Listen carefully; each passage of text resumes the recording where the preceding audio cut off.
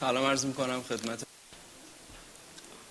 Good afternoon, ladies and gentlemen.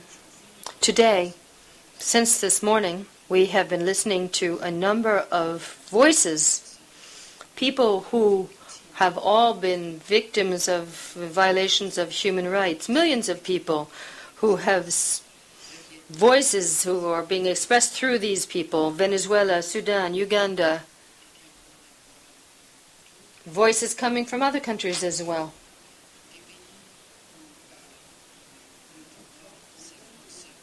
Where the governments are oppressing their people, where they are violating the human rights of these people, and in Iran this is no exception. I have witnessed many presentations today, and I heard about so many horrible things that I almost forgot my own sad events. There are many violations of human rights in many countries, violations of human rights in North Korea, Palestine, Syria, in Arabia, Saudi Arabia, and many other countries as well. And most of these countries are Muslim countries. And Iran is once again not an exception to this. Iran is a country where those in power, the powers that be, came into control 30 years ago by looting the people, by grabbing the wealth of the country and exerting its influence over the people. And when we were talking about Egypt, it was said that Egyptians are right to be afraid. They should fear that their revolution will be stolen. 30 years ago in my country, there was a revolution. Thousands of people were killed. Thousands were tortured. Thousands were in prison. There was a revolution, and everyone thought that after the Islamic Republic would be set up, then everything would be better. The Iranian people thought that with the revolution, with Imam Khomeini, all these violations of human rights that we had experienced under the Shah would come to an end. That everything would work out. That people would be given their freedom. That women would have the same rights as men. That there would be no further executions. But after this Islamic revolution, not only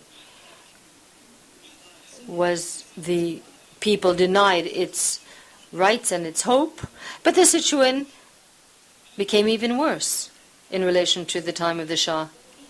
After the revolution, many groups expressed their views but rallied round to Khomeini, and he surrounded himself with extremists. And then he started to repress and kill dissidents. And if during the lifetime of the Shah someone had been guilty of a political crime, the person was imprisoned and tortured. But afterwards, after the Shah, during Khomeini's period, the dissidents of the Islamic Republic were imprisoned. They were tortured, yes, for long periods of time, but we noted that there were an increasing number of executions, whereas our revolution did not speak about stoning people. There were no executions before the revolution of minors. Women were freer. They had social freedom. But after the revolution, and after Khomeini came to power, his followers, who are of an Islamist bent and extremist, influenced him, and the situation became more horrible than we could have imagined. Khomeini said he was going to set up a government that would distribute free water, gas, electricity to the entire population. But at the present time, the situation is much worse than it ever was before. We have all been witness to the fact that after the 2009 elections, the leaders attacked the people who were demanding greater freedom. There were 4 candidates to the presidency, Mr. Zaid, Ahmadinejad, Mr. Karoubi, and Mr. Hossein Hosseini.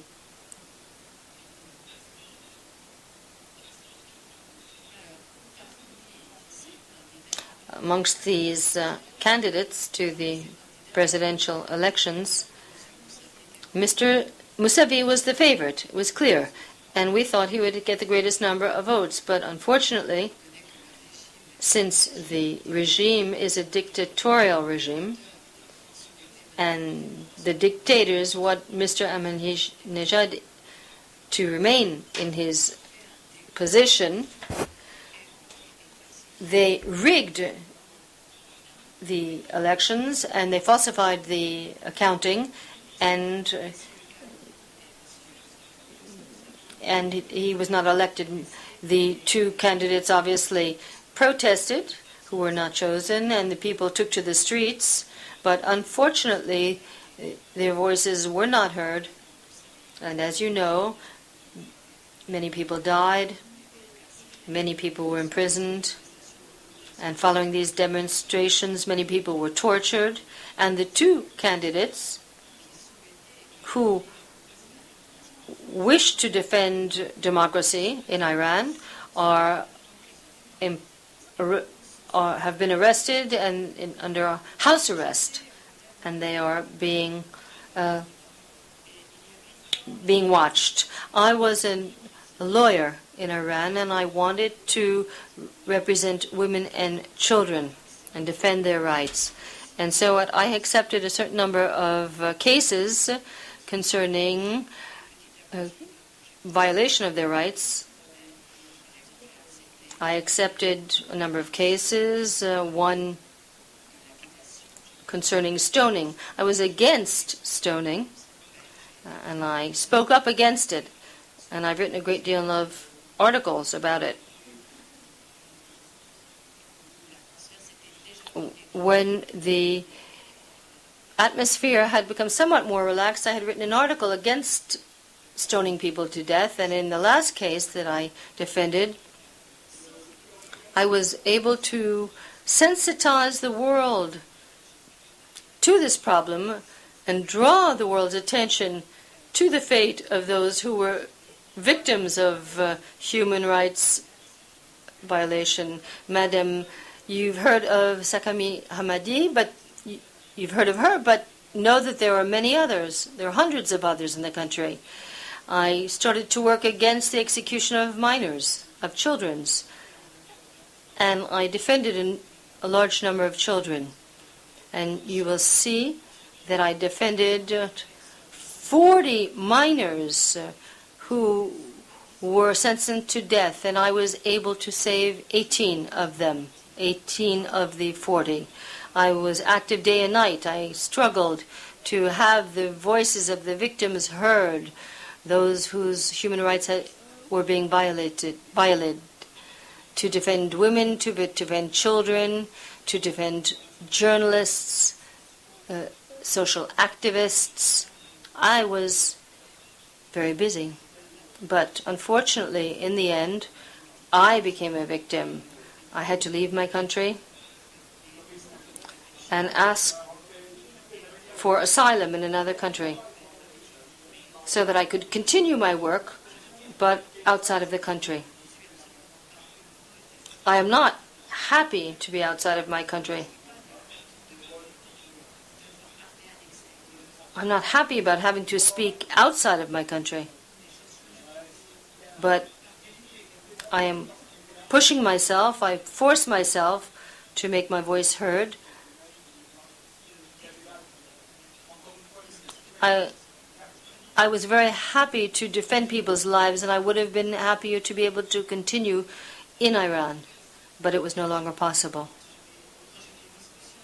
When I talk with politicians, they ask me, what can we do? What can we do to help Iran? And what I say, and I will repeat it here now, as long as Western decision makers, governments who claim to defend human rights,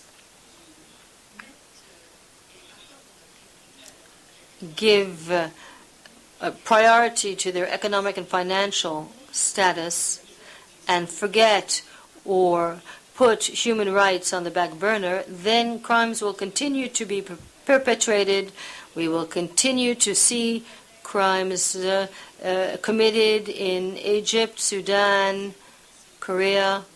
But if these Western countries who say that they defend human rights, if these states stress the need to defend human rights, if they realize that the third millennium is that of human rights, of peace, of security, then third world countries, Muslim countries, countries that are currently under the yoke of dictatorship will learn to respect human rights as well.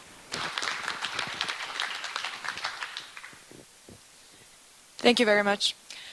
I think we will, people can start writing down questions. I will start off with first going on the last point, which also Farid talked a little bit about, which is when nations have national economical interests, for example, gas in Turkmenistan's case or oil in Libya's case. How do you think that governments could combine? How do you think that Western governments should act differently? Because now we see that several Western governments are hiding behind, and hiding all these beautiful pictures of them shaking hands with Gaddafi and other dictators. How do you think that Western governments or other governments should handle this dilemma that they're put in?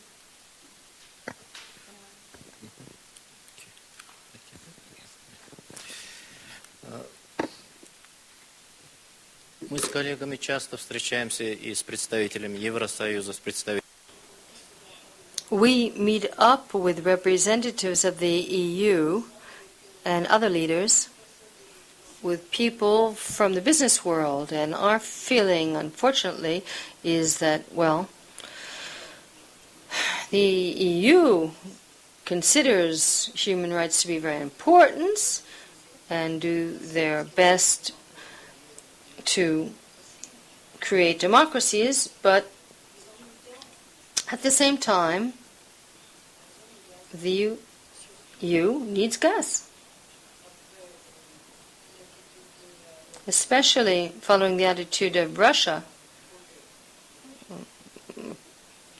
because we can no longer rely on Russia to deliver what Europe needs.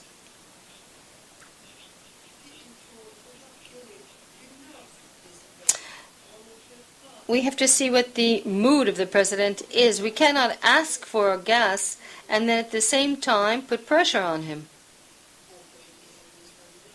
for prisoners to be released,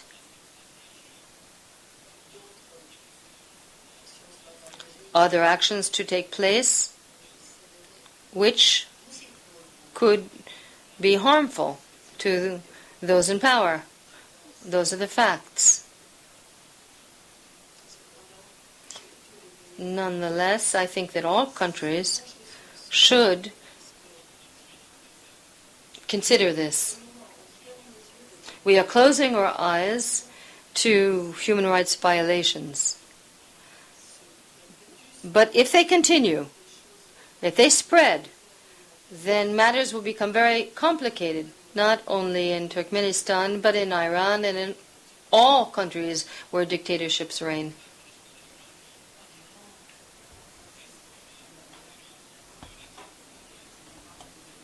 Iran has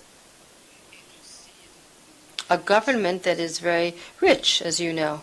We have a great deal of gas and oil.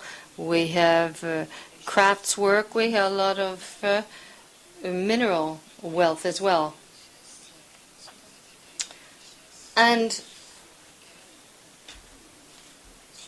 the government relies on this wealth, needs this wealth, and a great deal of it is controlled by the police forces and the militia